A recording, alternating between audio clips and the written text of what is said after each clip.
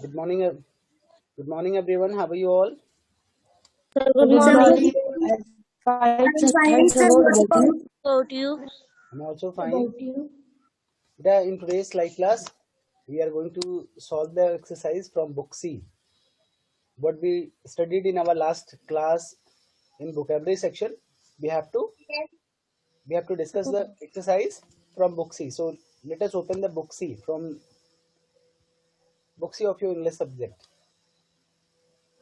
Yes, sir. Yes.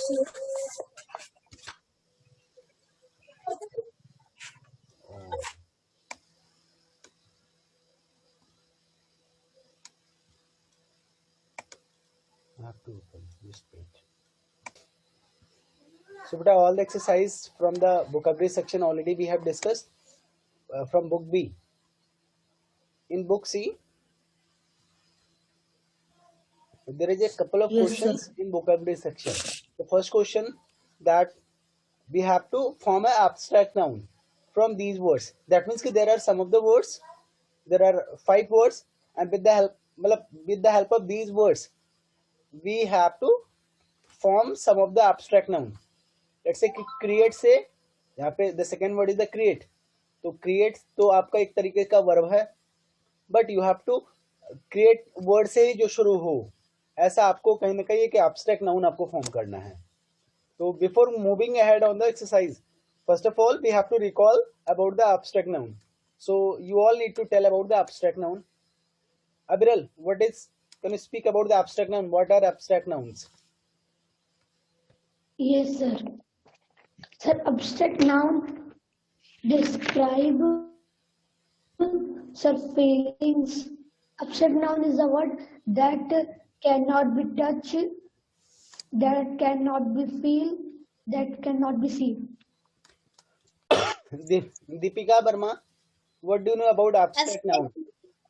Abstract noun is a noun which we can. Abstract noun is a word which we cannot touch or see. Only we can feel. बेटा पहली बार आप सही जा रहे थे, but the second आपने फिर wrong कर दिया. Abstract noun is a verb नहीं है. एब्स्ट्रैक्ट नाउन तो नाउन ही रहेगा. अविरल ने बोला abstract noun is a word. चलो ठीक है, सारे वर्ड तो एक बार हम सही मान भी सकते हैं, but you should speak abstract noun is a naming word. Word नहीं है, एक नाम वाला शब्द है. Abstract noun is a noun, एक ऐसा नाउन है, एक ऐसा नाम है that cannot be touched, feel, tested और हर्ड और सीन, जिसे ना तो देखा जा सकता है, ना ही सुना जा सकता है, ना ही टेस्ट किया जा सकता है, ना ही स्मेल किया जा सकता है, ना ही छुआ जा सकता है. ऐसा नाम. बाकी अगर मैं दूसरे नाम की बात करूं, अविरल की बात करूं कि अविरल is also a noun, but ये कैसा नाउन है? अविरल को मैं टच कर सकता हूं, देख भी सकता हूं. अभी आप कहें रोटी, तो रोटी को आप खा सकते हैं, उसका टेस्ट बता सकते हैं. तो रोटी तो Yes, sir. Yes, sir. लेकिन जब एब्स्ट्रैक्ट नाउन की बात की जाएगी, तो एब्स्ट्रैक्ट नाउन के अंदर जो भी आपके, अभी मैं बोलूं विजडम, तो विजडम को आप नहीं, मतलब ना तो आप खा सकते हैं, ना देख सकते हैं, ना ही उसका टेस्ट, उसको टेस्ट बता सकते हैं, ना ही स्मेल कर सकते हैं, ना ही आप सुन सकते हैं. तो विजडम है. Yes, sir. विजडम है, लेकिन नाम तो आपका है ना विजडम. तो विजडम जो है that is Yes, sir. Abstract noun. So youth या क्रिएटिव, वाइज या डिसेंट या हम्बल, इन पांचों में से जो भी वर्ड्स आपको समझ में आए, इन पांचों से मिलता जुलता, इन पांचों वर्ड से शुरू होता हुआ कोई ऐसा एब्स्ट्रैक्ट नाउन बताइए. कोई भी, कोई जरूरी नहीं यूथ ही अगर आपके पहले मन में आए तो यूथ ही बताएं. Any of the word, whatever you can feel, you can form, you can tell the answer. Any of you. कोई कोशिश करे.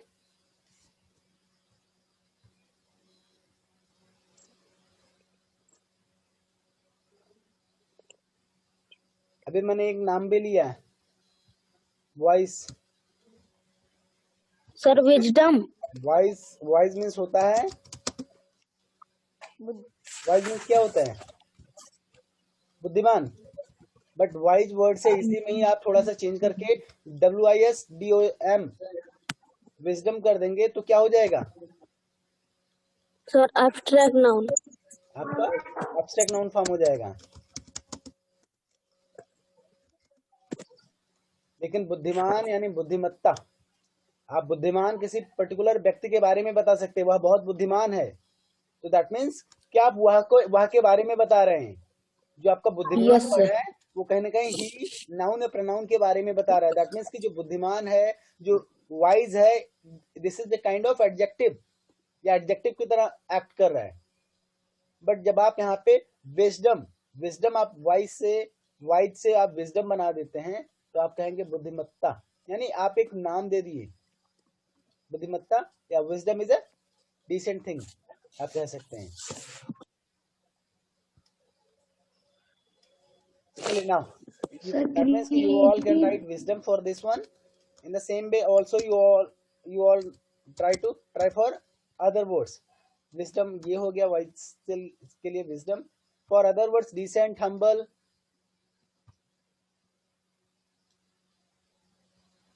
सर क्रिएट के लिए क्रिएटिव।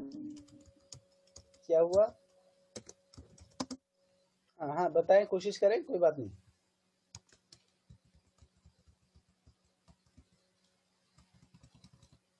कोई भी वर्ड नहीं पता है? अच्छा, डिसेंट का डिसेंसी होगा। वेरी गुड, किसने बताया? Who told? डिसेंट सर मैंने क्या बताया बेटा आपने? सर मैंने डिसेंट का डिसेंसी बताया। हाँ, that is the correct one. Decent means होता है सभ्य, डिसेंट मीन्स होता है शालीन, सभ्य, शिष्ट, जिसको भी आप बोले। He is a very decent boy, she is a very decent girl. तो she is a very decent girl, अगर आप यहाँ पे लेट्स से कि आप यहाँ पे ऐसे वर्ड लिखते हैं, एक ऐसा सेंटेंस लिखते हैं, she is a decent girl, तो आप क्या बोलेंगे? डिसेंट किसके बारे में बोल रहे हैं? जो डिसेंट है, डिसेंट इज ये गर्ल के लिए काम कर रहा है, यानी डिसेंट जो है ये आपका एज एन एडजेक्टिव काम कर रहा है।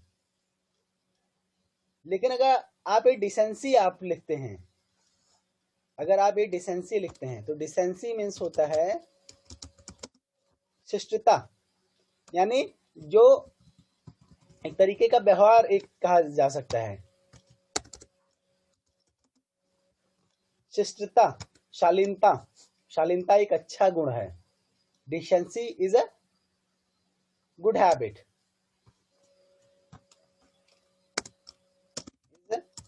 गुड।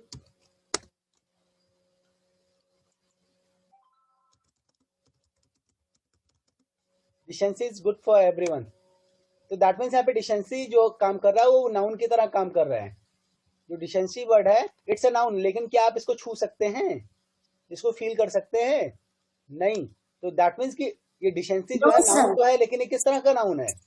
सबसे पहले आप देखिए कि आपका वर्ड नाउन होना चाहिए। अब नाउन अगर है तब आप उसमें देखिए क्या ये एब्स्ट्रैक्ट नाउन है या नहीं। अगर एब्स्ट्रैक्ट नाउन है तो दैट इज गुड। तो decency is the correct one. आपकी आवाज कट के आ रही है। आपके यहाँ पे नेटवर्क कम होगा बेटा, अदर स्टूडेंट्स आर गेटिंग, क्योंकि जब मेरे यहाँ से प्रॉब्लम होगी I will know. Other students are getting बेटा। Mahak, Aviral, yes sir. Am I audible? Yes sir. Okay, decency, decency is the correct one. Creation. अभी 3 वर्ड और बचे हैं, इन तीनों में के लिए भी कोशिश करिए कोई भी। Create, youth, humble. Sir creation. फिर से बोलिए, फिर से। क्रिएट आपके मतलब आप लोग को जो क्रिएट यानी करने वाला जो होता है, बनाने वाला, यानी ही इज क्रिएटिंग या he creates a good activity, कुछ भी आप कर सकते हैं। Sir creation. क्या होता है बेटा? क्या बोला आपने? Sir creation. Mahak, start your mic first बेटा। आप तुरंत अपना बोलने के पहले आपका माइक बंद हो जाता है, इसीलिए आपकी बात अधूरी रह जाती है। Sir creativity. Creativity, create means होता है बनाना, सृजन करना, बट क्रिएटिविटी का मीन्स क्या होता है? रचनात्मक, यानी जो बनाने के गुण को, बनाने की कला को ही जो नाम दिया गया है उसको बोला गया रचनात्मक, या यस आप कह सकते हैं कि जो भी क्रिएट मीन्स एक तरीके से बनाना, लेकिन जो बनाना है ये आपका क्रिएट जो है ये वर्ब की तरह काम कर रहे हैं। क्रिएट जो है ये वर्ब की तरह काम कर रहा है, बट आप क्रिएटिविटी कि आप जब कोई कुछ बनाया रहता है तो आप कहते हैं this creativity is very beautiful. ये जो क्रिएटिविटी है, जो ये रचना है, ये बहुत ही ब्यूटीफुल है, बहुत ही अच्छा बनाया है जो उसने भी। तो आप इसको क्या लिखते हैं? Creativity. Creativity is the correct one, सही है। Sir humility. इसके बाद अभी 2 वर्ड्स और सर हैं। ह्यूमिलिटी। अविरल फिर से तेजी से बोलिए, आवाज नहीं आ रही, आप माइक अपने मुंह के पास लगा लीजिए। Sir humility. ह्यूमैनिटी, हम्बल से ह्यूमैनिटी नहीं बनेगा बेटा। हम्बल मीन्स होता क्या है? हम्बल मीन्स होता क्या है, कोई बताए, कोशिश करें, किसी को पता है? अगर आपको अर्थ नहीं पता रहेगा तो आप बिल्कुल भी नहीं बना पाएंगे। सर विशिष्ट। कहा जाता ना this is my humble request. हाँ बेटा, विशिष्ट तो नहीं कह सकते, विशिष्ट का मतलब होता है विशेष। विशिष्ट नहीं बोलेंगे, ये बोले विशिष्ट अतिथि, विशेष अतिथि, बात एक ही है। मतलब जो this is my humble request, यानी हमारी ये नम्र रिक्वेस्ट है, विनम्र, नम्र, शालीन या सविनय जिसको आप बोलते हैं, विनीत। तो हम्बल में से एक तरीके से होता है नम्र, विनम्र, विनीत, जो कुछ भी आप कहें। तो ये हम जो इस तरह का पर्सन होता है, जो इस तरीके का व्यवहार करता है, वो क्या कहलाता है? तो इस तरह का जो व्यवहार है वो क्या कहलाता है? हम्बलनेसनेस। क्या कहलाता है? हम्बलनेस। Humbleness.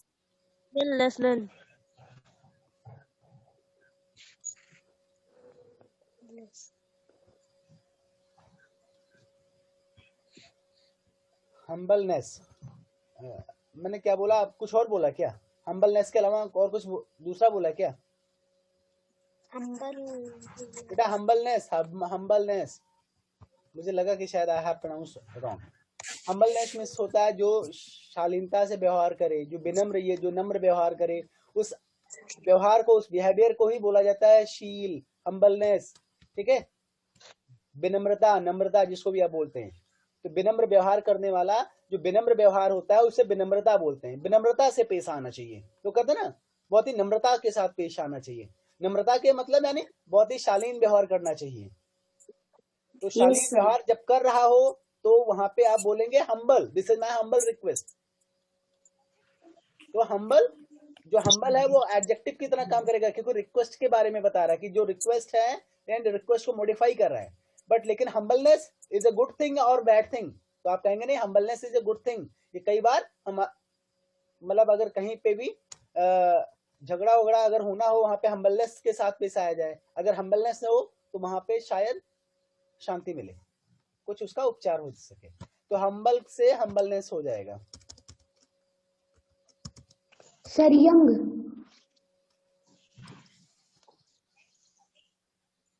क्या वो बेटा? एम लिखा है मैंने। सर यंग होगा, सर यंग।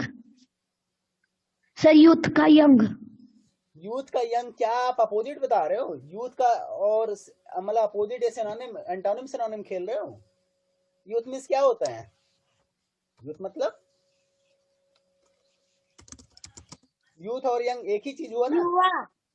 युवा। तो यूथ मींस युवा और यंग मींस क्या होता है? उसका मतलब भी युवा। तो युवा तो आपका Yes, एक तरीके से, चलो, लेकिन ये जो युवा होता है यूथ, अब यूथ वर्ड जो कह सकते हैं कि this is a youth boy, this is a youth lady, इस तरीके से। तो that means youth word is a kind of adjective. लेकिन अगर इसको नाउन बनाना हो, यूथ को आप नाउन की तरह यूज करें, तो क्या होता है?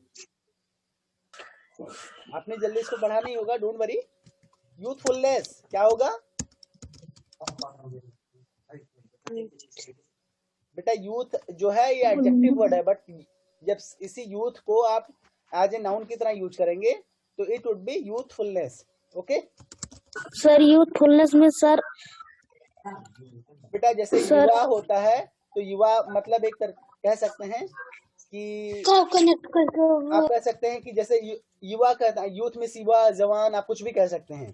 तो उसी तरीके से युवा का यौवन होगा। जो युवा होता है, आप युवा कहीं ना कहीं एडजेक्टिव की तरह काम कर रहे हैं, लेकिन उसके अंदर ऐसी क्या चीज है जिसकी वजह से उसको युवा बोला जा रहा है, दैट इज ए यौवन, या जवान के लिए जवानी आप बोल सकते हैं। ठीक है, Yes, sir. Youth means Yes, युवा, sir. यूथफुलनेस मीन्स यौवन। अब युवा जो है, आप कई बार इसको एज ए नाउन की तरह यूटिलाइज किया जाता है, इस वजह से थोड़ी कंफ्यूजन है। बट यूथ जो वर्ड है, it is a kind of adjective, but youthfulness is ये आपका नाउन की तरह ही एक्ट करेगा। ओके, इसीलिए मैं सबसे पहले यूथ से शुरू भी नहीं किया था, क्रिएट वाइज डिशन हम्बल से शुरू किया था कि पहला ही वर्ड अगर आपका डिफिकल्ट आपसे पूछ लिया जाएगा, नहीं बता पाएंगे तो शायद समझ में आना थोड़ा सा डिफिकल्ट होगा समझना। ना move on the second question. Second question के सिनेरियो को जरा पढ़िए तो कौन पढ़ेगा, हु इज देयर? ठीक है, प्रिया आप एक बार पढ़िए जरा इसको बुक से, सेकंड क्वेश्चन को पढ़िए। This is Ankita's report card. She is not very happy with it. She has never been good at solar science as she does not like the subject. But this time her father had taken a special card to grade her thought the subject. The same goes for math, where she was helped by her grandfather. She is looking forward to meeting her English and computer इसको जरा science देखिए क्या लिखा है। teacher. बस बस प्रिया बेटा इसको एक बार पढ़िए। स्पेशल के बाद क्या आपने इसको पढ़ा है? CARE।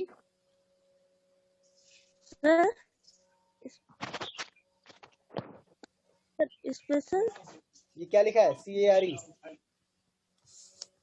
सिद्धार्थ आप बताइए। share. सही है।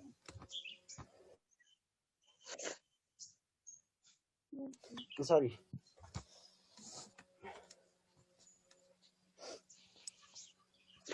ठंडी बहुत है। स्पेशल केयर आपने कार शायद पढ़ा था, मुझे सुनने में कार आया हो या गलत आपने पढ़ा ही हो। ये स्पेशल केयर है। चलिए ठीक है, अभी यहाँ तक आपने पढ़ा। इसके बाद सिद्धात्री आप पढ़िए यहाँ से। Siddhatri are you listening me? Read from here. Mic on करिए तुरंत। Science teacher, her science teacher would probably not be very separate to see the grade. Imagines the conversation she will has with each of these people. Write an abstract noun to describe how she and each of the teachers meet we feeling. देखिए, मुझे लगता है प्रिया ने ज्यादा better पढ़ा सिद्धार्थी ने तो कई जगह गलतियां किया, 3 ही लाइन में। प्रिया ने सिर्फ एक गलती किया था। बहुत अच्छा लगा प्रिया के पढ़ने पे, कम से कम उसको पहले पढ़ ही नहीं पाती थी, आज की डेट में वो पढ़ ले जा रही है। दैट मीन्स कि she is on the promotable track. But Siddharthi की बात करें तो बेटा तुम नेता बनते बनते तुम इसको नहीं पढ़ पाए, प्रॉबेबली नहीं पढ़ पाए, और क्या नहीं पढ़ पाए? सरप्राइज नहीं पढ़ पाए, सरप्राइज नहीं पढ़ पाए, माइट फीलिंग को माइट नहीं पढ़ पाए, और क्या नहीं पढ़े? कॉन्वर्सेशन को नहीं पढ़ पाए हैं। तो ये सब अगर आप डेली क्लास लो तो ऑटोमेटिकली कम से कम पढ़ना तो सीख ही जाओगे। लेकिन आपको चाहिए वीडियो बंद करके आपको पबजी खेल रहे हैं या फिर नेतागिरी कर रहे हैं, करते रहो बेटा, प्रधानी का चुनाव भी आ गया है। चलो ठीक है, कोई बात नहीं, जो जैसा उससे उसी तरह के questions. Now Mahak, now your turn, you have to speak, you have to translate the scenario, what you all suppose to do. एक एक पढ़ के आप उसका ट्रांसलेट भी करिए, क्या इसका मतलब निकलता है। Yes, sir. This is Ankita report card. Sir, यह अंकिता का रिपोर्ट कार्ड है। वेरी गुड, पूरा जल्दी जल्दी कंप्लीट वह करो। उसमें नहीं है।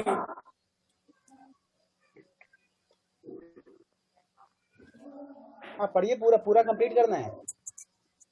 Yes sir.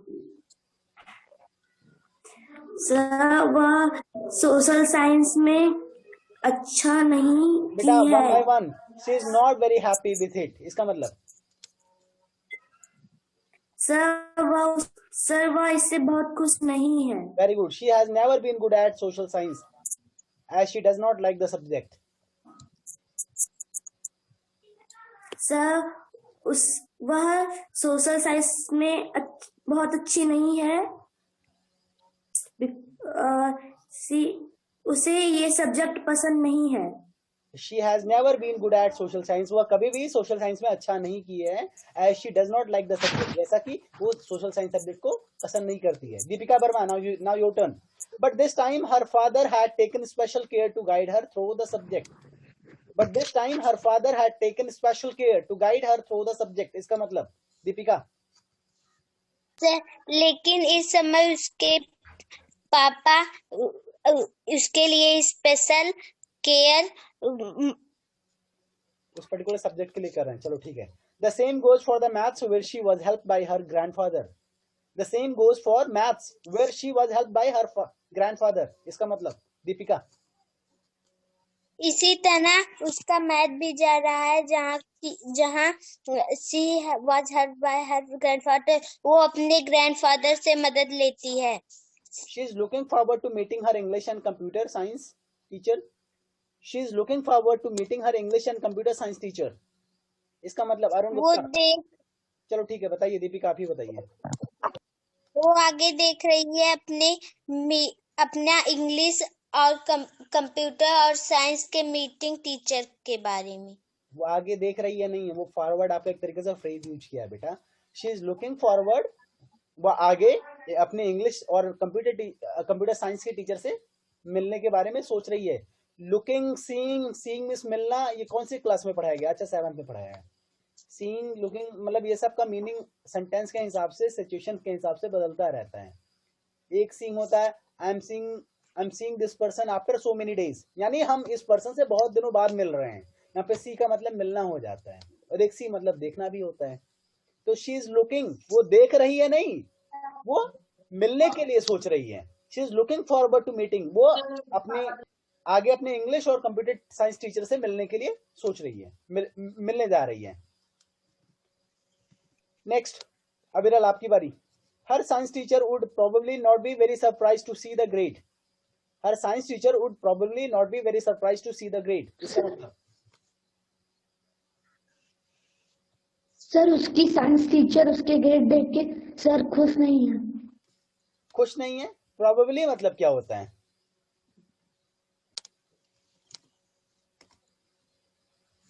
सरप्राइज मिस क्या होता है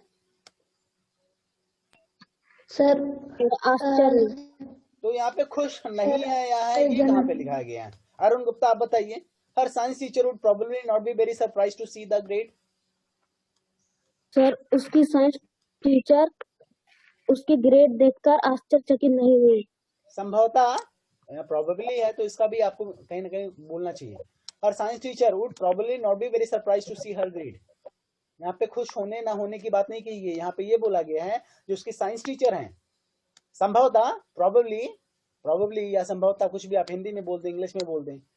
हर साइंस टीचर प्रोबेबली बहुत ही ज्यादा सरप्राइज नहीं होंगी टू सी द ग्रेड, जो उसका ग्रेड है साइंस में, जो भी ग्रेड उसको मिला है उसको देख करके उसकी जो साइंस टीचर है संभवतः सरप्राइज नहीं होंगी, आश्चर्य नहीं होंगी, इतना कम कैसे आ गया या ज्यादा कैसे आ गया। यानी वो जैसे मार्क्स आता था उसी के अकॉर्डिंगली ही पाई है, जिस लायक उसको समझा जाता था। कई बार होता है ना कि कोई कुछ भी नहीं कर पाता हो, वो अचानक 75% नंबर लेके चला आया, और कोई 75 वाला 20% पे रह गया, तो टीचर्स भी सरप्राइज होते हैं। Imagine the conversation she will have with each of these people. Aviral, imagine the conversation she will have with each of these people. सिद्धार्थी गायब हो गए, इतना बोल दिया, क्यों इनको रीडिंग आएगा? यही है स्थिति। सिद्धार्थी is not with Shahzadi has left the class. Sir, हाँ बताइए विरल।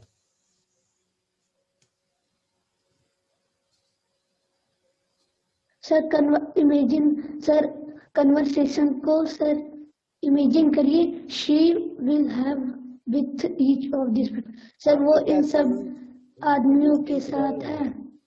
चलिए अदीप, महक आप बताइए क्या होगा इसका मतलब। Imagine the conversation.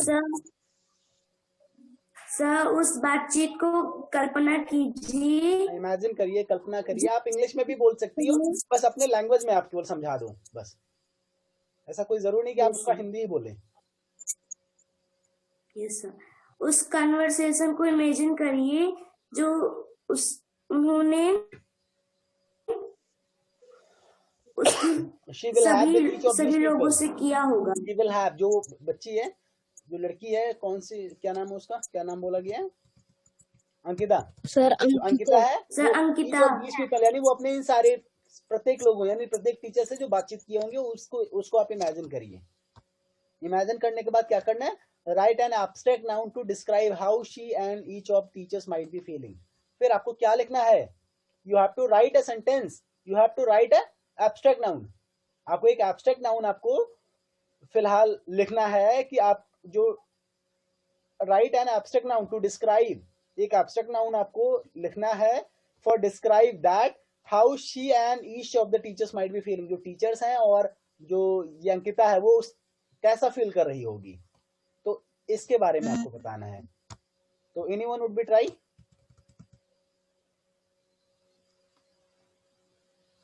जो टीचर्स, जो मैथ्स के टीचर हैं या अदर टीचर्स हैं, लेट्स से कि एज ए टीचर मुझे लगता है कि होपफुली या होपफुल जो टीचर्स हैं, जो हम, मेरी जो फीलिंग रहेगी, अगर बच्चे आने वाले हैं और उनके मार्क्स अगर हैं तो मैं होपफुल रहूंगा कहीं ना कहीं। तो जो मेरी फीलिंग होगी वो कहीं ना कहीं एक तरीके से होप से जुड़ी हुई रहेगी। और जो बच्चों की फीलिंग होती है वो कैसा होता है, आप लोग कैसा फील करते हैं ड्यूरिंग योर पीटीएम? डरा हुआ?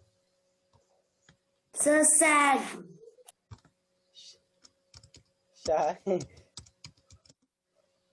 चलिए ठीक है। कई लोग का जो जिनके मार्क्स कम आते हैं वो कहने के उदास भी फील करते हैं। यस ठीक है।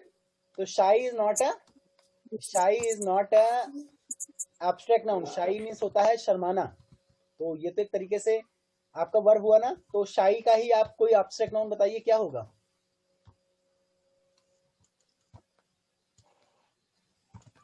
क्या होना चाहिए?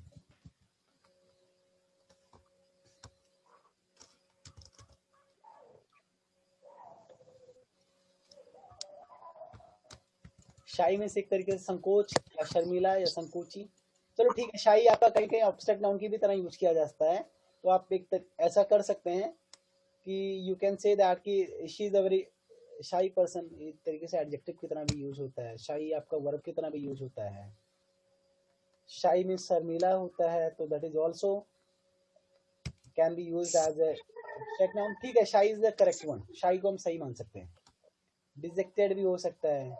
जो लोग उदास रहते हैं तो वो उदास फील करेंगे, उदासी भरा फीलिंग उनका होगा तो बोलेंगे डिजेक्टेड।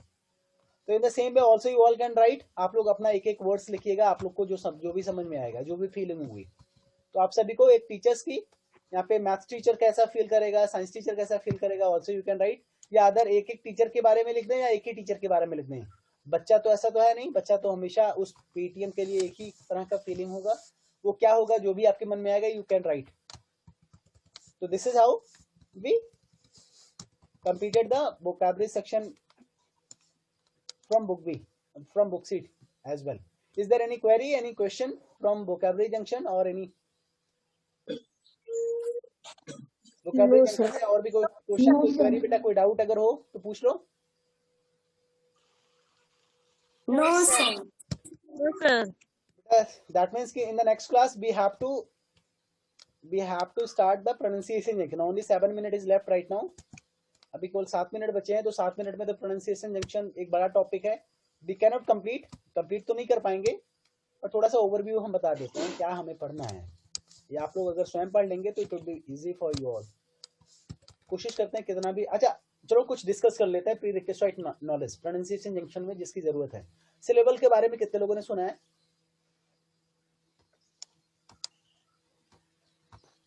सिलेबल वर्ड, हाँ बेटा बताइए क्या है व्हाट इज सिलेबल? महक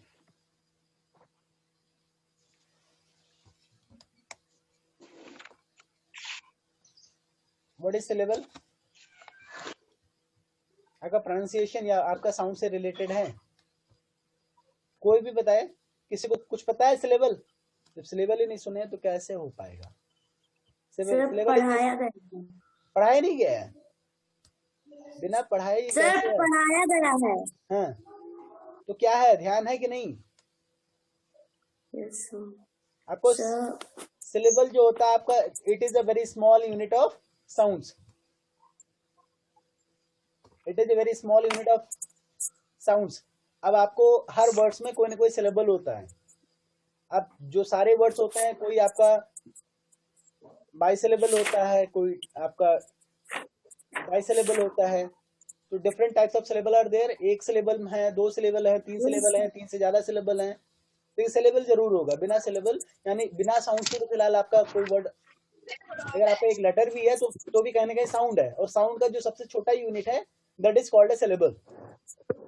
आपका कहीं पे डेफिनेशन दिया भी होना चाहिए आपकी इस बुक में। We have already learned that every word is divided into the units of pronunciation. Syllable क्या है यहाँ पे लिखा भी है।